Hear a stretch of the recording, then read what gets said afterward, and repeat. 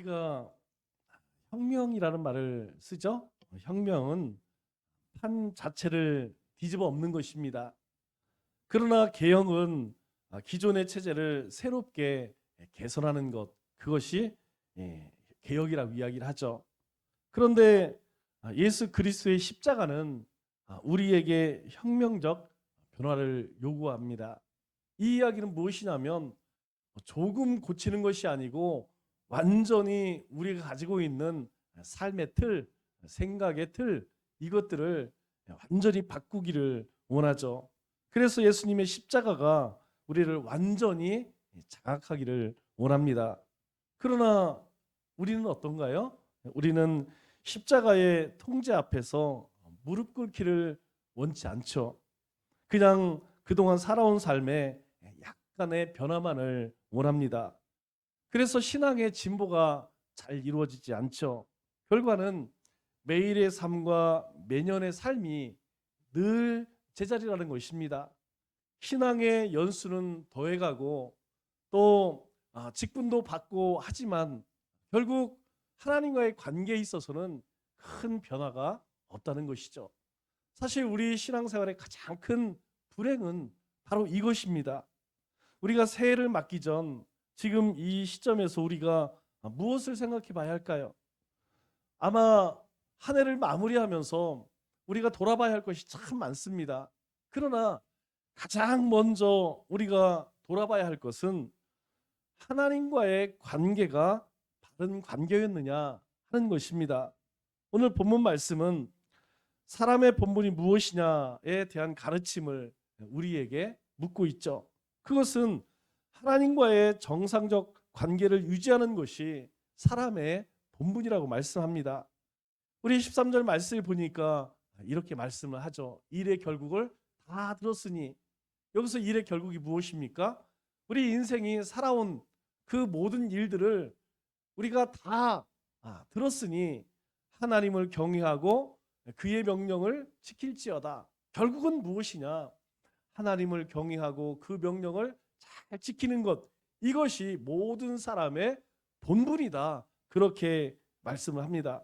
여러분, 전도사는 우리가 잘 알다시피 솔로몬이 인생의 노후에 기록한 인생의 교훈을 주는 회고록과 같은 그런 책이죠. 솔로몬은 부귀영화를 누릴 만큼 누리고 살아온 남 부러울 것 없는 그런 사람이었습니다. 그러나 그것은 오히려 그에게 있어서 뭐라고 이야기하죠? 무익한 것이다. 내가 부귀영화를 누리고 모든 것을 다 누렸지만 그거 무익한 것뿐이다. 그래서 8절에 이렇게 고백을 합니다. 헛되고 헛되도다. 모든 것이 헛되도다. 자신이 누렸던 것들, 자신이 경험한 것들, 그것들을 돌아보니까 아무것도 아니라는 것이죠. 사실 솔로몬만 그런 것이 아니라 우리의 인생도 마찬가지입니다. 우리가 목소리를 높이고 그리고 우리가 주장을 하고 우리가 행한 일들 지나고 나면 여러분 그거 아무것도 아니라는 것을 우리는 후회하지 않습니까? 왜 그렇습니까? 우리가 하나님이 주신 이 지혜와 믿음이 없기 때문에 그때에는 목숨을 걸고 자존심을 세우고 그것이 없으면 내 뜻이 안 되면 죽을 것 같지만 여러분 그거 시간 지나고 나면 헛되다는 것을 우리도 깨닫게 되죠. 그래서 솔로몬이 1절에 고백하는 것이 이것입니다. 너는 청년의 때에 너의 창조주를 기억하라.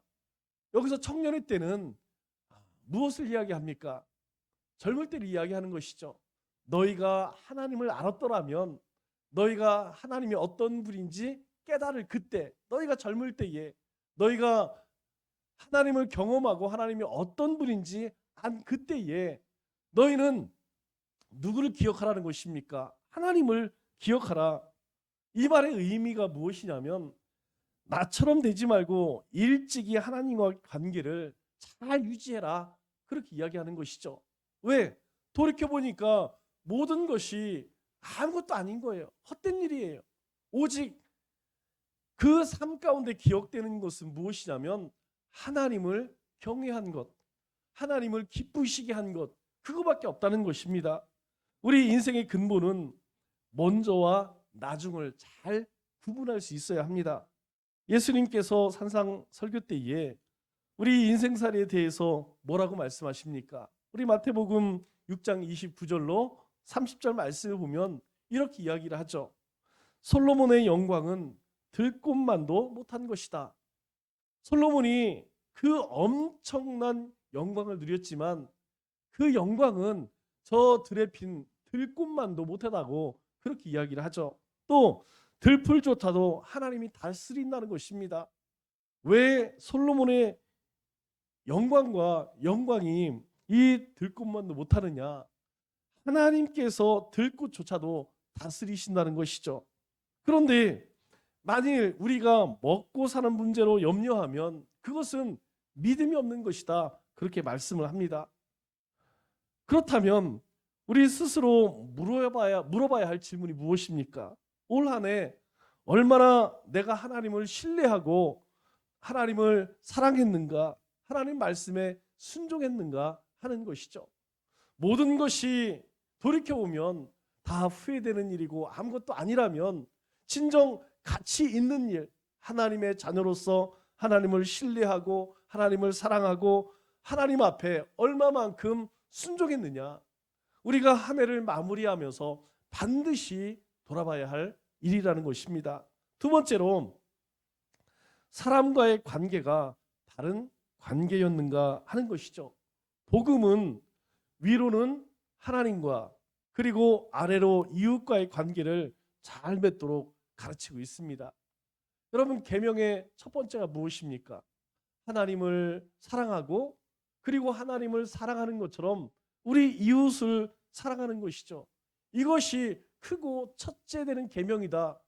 여러분, 모든 계명은, 모든 하나님의 말씀은 바로 이 말씀 가운데에 있다는 것이죠.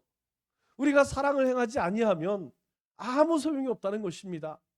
우리가 하나님을 정말로 사랑을 한다면 그 사랑하는 마음을 품고 우리의 삶 속에서 우리의 이웃들과도 그런 관계를 맺어야 한다는 것이죠. 그래서 십자가를 보면 어떤 모양입니까? 바로 더하기 표시처럼 그렇게 되어 있다는 것이죠. 인생의 행복은 하나님과의 관계가 회복되어져야 하고 동시에 사람과의 관계가 회복되어져야 합니다. 다른 사람과 더불어 잘 어우러지는 삶을 살지 못한다는 것은 여러분 인생의 행복을 누릴 수 없다는 것이죠. 우리가 하나님을 잘 섬긴다면, 하나님의 백성으로서 온전히 살고 있다면 우리는 우리의 이웃들과도 우리의 지체들과도 동일하게 잘 어우러지는, 잘 어울리는 그런 삶을 살아야 한다는 것이죠. 삶의 터전에서는 우리의 동료들과 잘 지내야 합니다. 여러분, 잘 지내야 하는 이유가 하나님의 백성이기 때문에, 내가 하나님의 자녀이기 때문에요. 하나님의 은혜를 입은 자들이기 때문입니다. 에베소서에서 뭐라고 이야기합니까? 에베소서 5장 말씀 가운데 우리에게 이야기하는 것이 너희가 하나님의 사랑을 받은 자라는 거예요. 그래서 하나님을 본받는 자가 되라, 그렇게 이야기합니다. 우리가 하나님의 사랑을 받았기 때문에 우리가 하나님을 본받는 삶을 살아야 한다는 것이죠. 그래서 우리의 삶의 터전에서는 동료들과 좋은 관계를 가져야 합니다. 또 세상에서는 우리 이웃들과 좋은 관계를 가져야 하죠. 뿐만 아니라 교회에서는 우리 지체들과 잘 어우러져야 합니다. 우리말에 못한 돌이 정 맞는다, 이런 말이 있죠. 여러분, 우리의 삶은 하나님의 말씀으로 매일매일 길들여지는 거예요. 그것이 무엇입니까? 온유라는 거예요. 온유. 여러분, 온유의 뜻은 하나님의 말씀으로 길들여진다는 뜻입니다. 우리가 하나님의 말씀을 통하여서 우리의 삶이 주님을 닮아져 간다고 하면 우리는 삶의 터전에서 또 세상에서 또 이 주님의 몸된 교회 가운데에서 우리의 지체들과 또 우리의 이웃들과 우리의 동료들과 좋은 관계를 맺고 살아야 한다는 것이죠.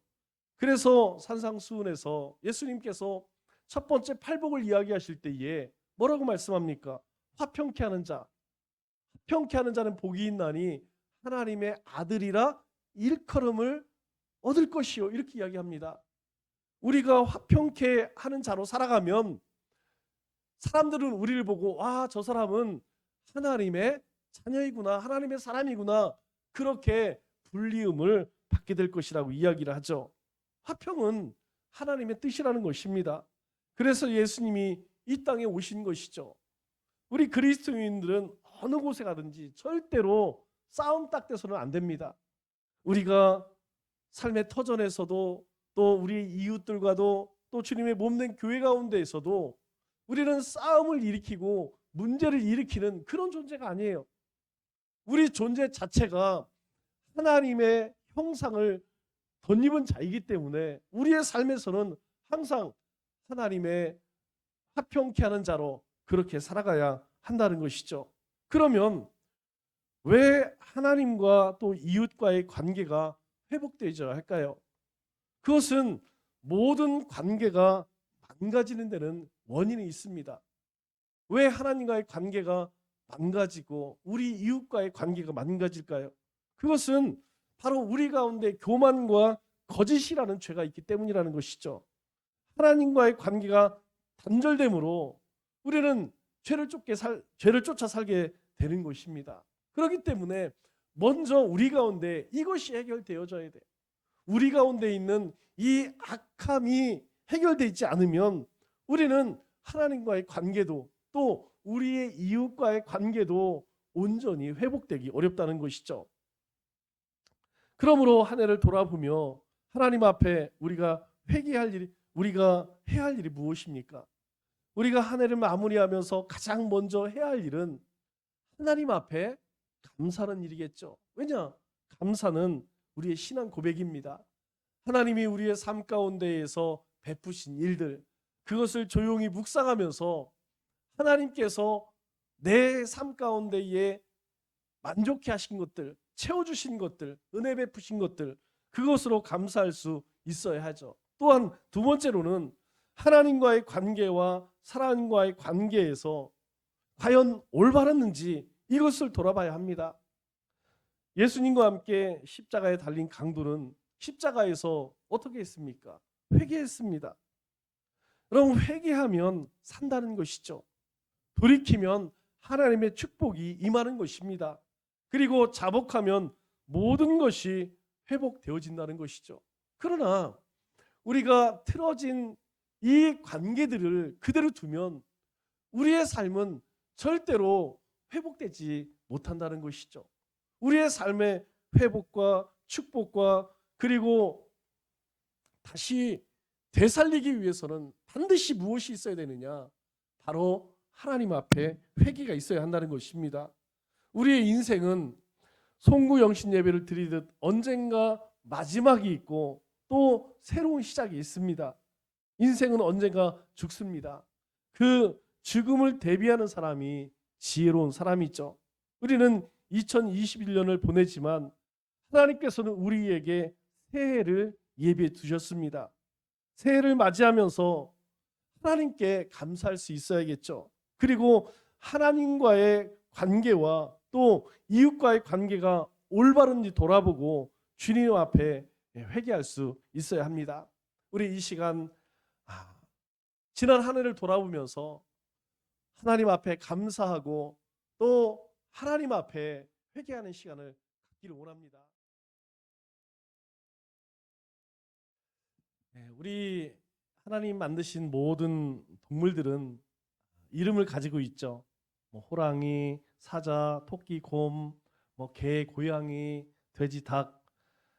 이 이름들은 그 존재의 특징을 그대로 잘 보여줍니다. 왜냐하면 하나님께서 이 동물들을 만드시고 아담에게 이 각각의 이름을 지어라, 그래서 지어진 이름이죠. 그래서 그 이름이 그 동물들의 특징을 나타냅니다. 인간도 하나님 만드신 피조물이기 때문에 사람이라고 하는 이름을 가지고 있죠. 그렇다면 사람이란 어떤 특징을 가지고 있을까요? 사람은 성경적 의미로 하나님이 흙으로 만드시고 생기를 불어넣어서 생명이 되었습니다. 그 생명이라고 하는 뜻은 하나님의 영을 담는 그릇, 뜻이죠. 사람은 순 우리말로 사람입니다. 그런데 이 사람이란 말을 한자로 쓰면 역사사자에 볼남자를 쓴다고 합니다.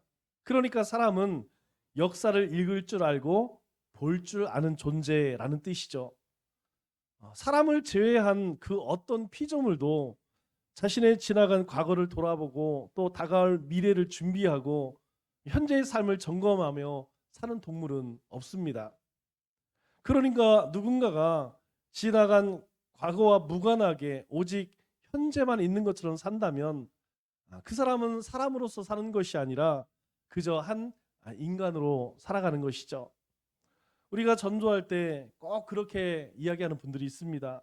2000년 전에 죽은 예수가 도대체 나와 무슨 상관이 있느냐, 제발 내버려 둬라, 그런 사람들이 굉장히 많이 있습니다. 그런데 2000년 전에 오신 예수님이 정말 나와 상관이 없을까요?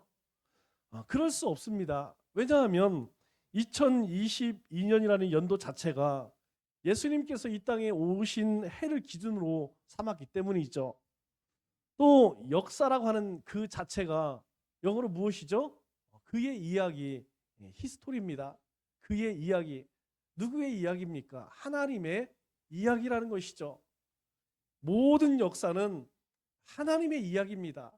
하나님께서 어떤 나라에게 또 개인에게 어떤 일들을 행하셨는가, 그것이 바로 역사라는 것이죠. 그래서 하나님을 모르면 역사를 모르는 것이에요. 또 하나님을 모르면 역사를 읽을 줄도 모르고 볼 줄도 모른다는 것이죠. 이제 새해가 밝았습니다. 모세는 가나안 입성을 앞두고 이스라엘 백성들에게 8절에 이렇게 말씀을 합니다. 너희는 내가 오늘 너희에게 명하는 모든 명령을 지키라.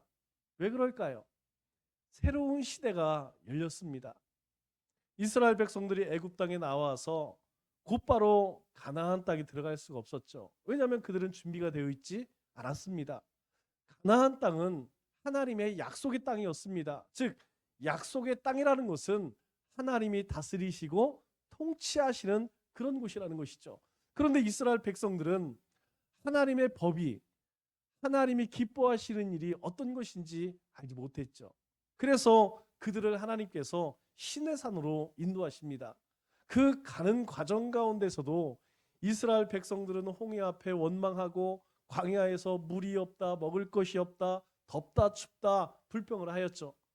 그럼에도 불구하고 그들을 시내산에서 하나님께서 언약을 맺으시면서 너희가 이 계명을 잘 지키면 내 백성이 되고 그리고 나는 너희의 하나님이 될 것이다 약속을 해주십니다. 그리고 가나안 땅을 향해서 이제 전진을 하죠. 그런데 그들이 가나안 목전에서 행한 일이 무엇입니까? 우리는 하나님을 신뢰할 수 없다, 우리는 하나님을 믿을 수 없다 였다는 것이죠. 왜냐하면 열두 정탐꾼의 그 정탐 이야기를 들은 이스라엘 백성들은 도저히 가나안 거민이 사는 저 땅 우리가 정복할 수 없다, 그렇게 하나님의 약속을 내팽개쳤죠. 그 대가가 무엇입니까? 바로 40일 정탐한 그 날을 헤아려서 40년 광야에서 모두 헤매다 죽게 되었죠. 그리고 이제 그 광야 생활을 마치고 이 가나안 땅에 들어갈 때에 하나님께서 다시 한번 이스라엘 백성들에게 말씀하십니다. 새로운 시대가 되었다는 것이죠. 이제 너희는 약속의 땅에 들어가서 약속의 백성으로, 언약 백성으로 살게 될 것이다. 그러니 너희가 해야 할 일은 무엇이냐? 하나님이 한 가지를 요구하십니다. 그것이 무엇이냐면 내가 오늘 너희에게 명하는 모든 명령을 지키라라는 것이죠. 하나님의 백성들은 아무리 시대가 그리고 환경이 바뀌어진다 할지라도 원칙은 하나입니다. 우리의 삶의 기준은 한 가지라는 것이죠. 그것이 무엇입니까? 하나님의 말씀에 귀를 기울이고 그 말씀을 쫓아 사는 것입니다. 이것은 변할 수 없는 것이죠. 아무리 세상이 어떻게 변한다 할지라도 이것은 결코 주님이 오시는 날까지 바뀌어질 수 없다는 것입니다. 그러면 왜 너희가 오늘날 너희에게 명령하는 모든 명령을 지키라고 말씀하실까요? 그 이유는 바로 그 말씀 속에 하나님의 축복이 있기 때문이라는 것이죠. 너희가 하나님이 주시는 축복을 누릴 수 있는 유일한 방법이 무엇이냐면 바로 하나님의 말씀을 듣고 지켜 행하는 것이라고 말씀합니다. 여러분, 축복이 먼 곳에 있을까요? 아닙니다. 축복은 우리의 삶 가운데 있어요. 왜냐하면 하나님께서 우리를 부르실 때에 우리를 복의 근원으로 삼으셨습니다. 너희가 바로 복의 근원이라는 것이죠. 너희가 축복의 근원이라는 것입니다. 그런데 그 복의 근원은 어디서 오느냐? 바로 하나님의 말씀 안에 살아갈 때에 우리가 복된 삶을 살게 된다는 것이죠. 그러면 하나님이 약속하신 복이 무엇입니까? 하나님께서 우리에게 약속하신 축복은 8절 중반절 말씀을 보니까 이렇게 말씀하죠. 너희가 모든 명령을 지켜라. 그리하면 너희가 강성할 것이요. 첫 번째 우리에게 약속하는 것이 무엇이냐면 강성할 것이요, 이렇게 말씀합니다. 여러분, 강성하다는 것은 누군가가 무시하지 못하는 인생이죠. 그리고 사람들로부터, 세상으로부터 존귀함을 받는 삶입니다. 다시 시작해서 우리가 하나님의 말씀을 쫓아 살게 되면 우리 인생을 무시당하지 않게 하시겠다는 것이죠. 여러분, 세상에서는 어떤 사람이 무시당합니까? 없는 사람들, 권세 없는 사람들, 별 볼 일 없는 사람들 무시합니다. 그러나 하나님께서는 우리가 그런 일을 당치 않게 하시겠다는 것이죠. 우리가 비록 세상 사람들처럼 그렇게 많이 소유하지 못한다 할지라도 하나님께서 우리를 존귀하게 여길 수 있도록 그렇게 하시겠다는 것입니다. 또 하반절 말씀을 보니까 이렇게 이야기하죠. 너희가 건너가 차지할 땅에 들어가 그것을 차지할 것이며. 여러분, 그곳에는 지금 누가 살고 있죠? 가나안 거민이 살고 있습니다. 그런데 그 땅에 들어가서 그것을 차지할 것이다, 그렇게 이야기하죠. 여러분, 세상은 우리보다 월등한 사람들이 수도 없이 많습니다. 우리가 가지고 있는 스펙으로, 우리가 가지고 있는 능력으로는 여러분 비교되지 않아요. 싸울 수가 없습니다. 그런데 하나님이 말씀하세요. 그곳에 들어가서 그것을 차지할 것이다. 하나님께서 우리의 삶의 터전을 허락하시겠다는 것이죠. 우리가 어느 곳에 가든지 하나님께서 존귀하게 하실 뿐만 아니라 그 땅을 정복할 수 있도록 하나님께서 도우시겠다는 거예요. 또 9절 말씀을 보니까 뭐라고 이야기합니까? 너희의 날이 장구하리라. 그런데 어디에서 장구합니까? 여호와께서 너희의 조상들에게 맹세하여 그들과 그들의 후손에게 주리라고 하신 땅, 곧 젖과 꿀이 흐르는 그 땅에서, 하나님이 약속하신 그 언약의 땅에서 너희의 날이 장구하리라. 여러분, 장구하리라는 말이 무엇입니까? 우리가 하나님이 우리에게 주신 생명수완을 다 누리게 하시겠다는 것이죠. 즉 하나님께서 우리의 삶과 우리의 생명을 지켜주시겠다는 것입니다. 우리가 건강할 때는 잘 몰라요. 그러나 우리가 조금만 아파보면 압니다. 여러분, 우리의 생명이요 아무것도 아닙니다. 지금 건강하기 때문에 내가 무슨 병이 걸리겠어. 그러나 우리가 조금만 아파보면 내가 할 수 있는 일이 아무것도 없다는 걸 알게 돼요. 하나님이 우리를 모든 질병 가운데에, 특별히 우리가 겪고 있는 이 코로나 재앙 가운데에서 지키시겠다는 것이죠. 뿐만 아니라 우리가 원치 않는 사고가 있어요. 여러분, 운전을 해보시면 알겠지만 내가 운전 잘해서 사고가 안 납니까? 아니에요. 정말 요즘에는 운전하기가 싫어요. 저도 운전을 되게 오래 했어요. 88년부터 했습니다. 고등학교 졸업하자마자 면허 따서 그걸로 군대 갔어요. 그리고 군대에서도 그거 했습니다. 운전병으로 그렇게 3년을 보냈죠. 그리고 제대한 이후로부터 지금까지 운전을 해왔는데 요즘처럼 운전하기 싫어요. 여러분, 정말 개념이 없어요. 정말 무서워요. 뭐 깜빡이 안 켜는 것은 기본이고, 눈을 부라리고 자기가 잘못했음에도 불구하고 그냥 내가 조심하는 수밖에 없다는 것이죠. 여러분, 모든 위험과 모든 사고, 모든 안전으로부터 하나님께서 어떻게 하시겠다고요? 지키시겠다는 것입니다. 너희의 날, 그 날이 장구할 수 있도록 하나님께서 우리를 지키시겠다는 것이죠. 언제요? 하나님의 말씀을 지킬 때에, 하나님이 명령하신 그 말씀을 쫓아 살 때에 하나님이 그렇게 하시겠다는 것입니다. 또 11절 말씀을 보면 이렇게 이야기하죠. 내가 들어가 차지하려는 그 땅은 애굽과 같지 않다는 것입니다. 그 땅은 젖과 꿀이 흐르는 땅이라는 것이죠. 그래서 10절에도 내가 들어가 차지하려는 땅은 이런 땅이다. 또 11절에도 너희가 건너가 차지할 땅은 이런 곳이다. 이렇게 이야기합니다. 여러분, 그곳이 어떤 곳입니까? 바로 하나님의 축복이 있는 거예요. 여러분, 하나님의 축복이 있는 곳에는 열매가 있습니다. 결실이 있다는 것이죠.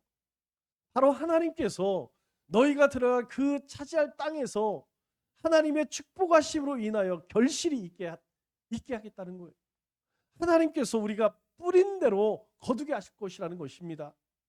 여러분, 우리가 지난 한 해 코로나 재앙 가운데에서 참 어려운 그런 삶을 살았어요. 특별히 영적으로 신앙적으로 굉장히 위축되었습니다. 그럼에도 불구하고 하나님 앞에 말씀을 심고 기도를 심고 헌신을 심고 그러한 삶을 산 사람의 삶에는 하나님이 주신 열매가 있다는 것이죠. 그것은 뿌린 자만이 아는 것이에요. 왜? 그것을 거두게 하시는 분이 하나님이시기 때문입니다. 그래서 우리의 삶에는 언제나 감사가 넘쳐날 수밖에 없는 것이죠. 왜냐하면 내가 행한 대로 거두는 것이 아니고 내가 행하지 않았음에도 불구하고 내가 비록 열심을 다해 열정을 다해 심지 않았음에도 불구하고 하나님은 거두시기에 우리의 삶을 축복하신다는 것이죠. 하나님께서 이스라엘 백성들에게 약속하신 것입니다. 너희가 그 땅에 들어가게 되면 애굽 땅과 같지 않게 하나님께서 축복하셔서 너희의 삶에 결실이 있겠다. 열매가 있게 하겠다. 그렇기 때문에 우리가 올 한 해를 살아갈 때에도 우리가 하나님의 말씀을 쫓아 살아야 하는 것은 바로 우리 가운데 열매를 맺게 하시는 분이 하나님이기 때문입니다. 여러분, 우리의 삶에 하나님이 축복하시지 않으면 우리가 거둘 수 있는 것이 무엇입니까? 그렇기 때문에 우리는 포기하지 않습니다. 우리는 하나님의 말씀을 붙들고 하나님 앞에 간구합니다. 왜 그럴까요? 바로 거두시게 하시는 분이 하나님이시기 때문이라는 것이죠. 그리고 마지막으로 12절 말씀을 보면 이렇게 이야기하죠. 연초부터 연말까지 내 하나님 여호와의 눈이 항상 그 위에 있느니라. 하나님께서 우리와 함께 하시고 우리와 동행해 주시고 우리의 삶을 다스려 주신다는 것입니다. 우리의 삶의 가장 큰 축복이 무엇입니까? 임마누엘 아니겠습니까? 하나님께서 우리와 함께 하심, 그것이 하나님의 백성이 누리는 가장 큰 축복이죠. 하나님께서 그 축복을 너에게 주시겠다는 것입니다. 그런데 이 모든 축복을 누릴 수 있는 유일한 방법이 무엇이냐? 바로 우리에게 주신 그 말씀을 지켜 행할 때에. 여러분, 우리가 왜 하나님의 말씀을 지켜 행해야 하죠? 지켜 행함으로 인하여서 축복받기 위함인가요? 아닙니다. 우리는 하나님으로부터 구원의 은혜를 받았기 때문에 우리는 하나님의 말씀을 쫓아 사는 것이죠. 그럴 때에 하나님께서 약속하신 축복을 누리게 하실 것이라는 것입니다. 우리는 구원받은 하나님의 자녀예요. 우리는 하나님의 백성입니다. 그렇기 때문에 하나님의 말씀을 쫓아 사는 것이죠. 그러면 너희 가운데에 강성케 할 것이고 그 땅을 차지하게 할 것이고 또 너희 날에 장구할 것이며 또 그 땅에 열매가 있게 하실 것이고 하나님께서 연초부터 연말까지 하나님께서 우리와 함께 하시겠다고 약속을 하십니다. 말씀을 맺겠습니다. 2022년 우리는 어떻게 살아야 할까요? 하나님의 말씀에 순종하고 성령의 인도하심을 쫓아 살아야 할 것입니다. 하나님의 백성들의 삶은 여러분 복잡하지 않아요. 아주 단순하고 단조롭습니다. 시편 1편의 말씀처럼 복 있는 사람은 악인의 길을 따르지 아니하며 죄인의 길에 서지 아니하며 오만한 자들의 자리에 앉지 아니하고 오직 여호와의 율법을 즐거워하여 그 율법을 주야로 묵상하는 삶이라는 것입니다. 2022년에도 하나님만 온전히 바라보며 하나님 말씀에 순종하고 우리에게 주신 사명을 믿음으로 잘 감당하는 우리 믿음의 권속들 다 되시기를 주님의 이름으로 축원합니다.